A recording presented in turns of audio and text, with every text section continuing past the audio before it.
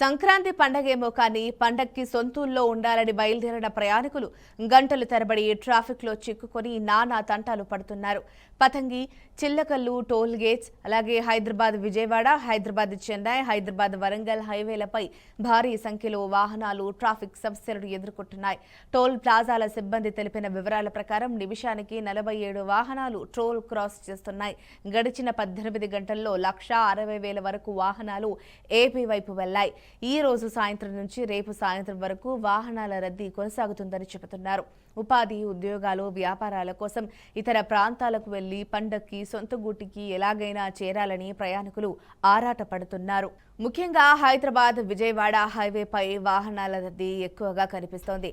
ఒక్కసారిగా వాహనదారులు సొంతూళ్లకు పయనమవ్వడం ఒక కారణమైతే హైవేపై ప్రస్తుతం 6 ఫ్లైఓవర్లు నిర్మాణంలో ఉండటం మరో కారణంగా తెలుస్తోంది. ఈ నిర్మాణ పనుల కారణంగానే ట్రాఫిక్ జామ్ ఏర్పడినట్లు చెబుతున్నారు. నిర్మాణంలో ఉన్న ఫ్లైఓవర్లలో మొదటిది Pedakaparthi area flyover. Outer ring road మీద ఎగ్జిట్ నెంబర్ 11 నుంచి కిందకి దిగి 47.7 కిలోమీటర్ల దూరం వెళ్లాక ఈ ఫ్లైఓవర్ నిర్మాణ పనులు కనిపిస్తాయి.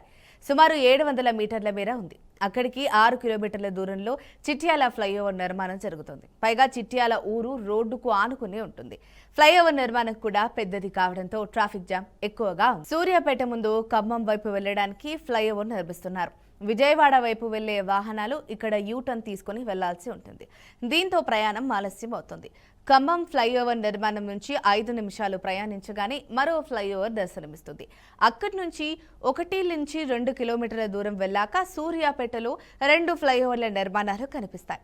ఒకటి జనగాం సూర్యాపేటను క్రాస్ చేస్తే మరొకటి సూర్యాపేట చివరిలో ఉంటుంది. చిన్న ఫ్లైఓవరే అయినా భారీగా ట్రాఫిక్ జామ్ ఏర్పడుతుంది. కోదాడ ముందు మరో ఫ్లైఓవర్ నిర్మాణం జరుగుతోంది. దీన్ని దాటితో నందిగామ వెస్ట్ బైపాస్కు చేరుతారు. అక్కడ కూడా లింక్ రోడ్డు నిర్మాణ పనులు జరుగుతుండటంతో వాహనాలు నెమ్మదిగా కదులుతున్నాయి.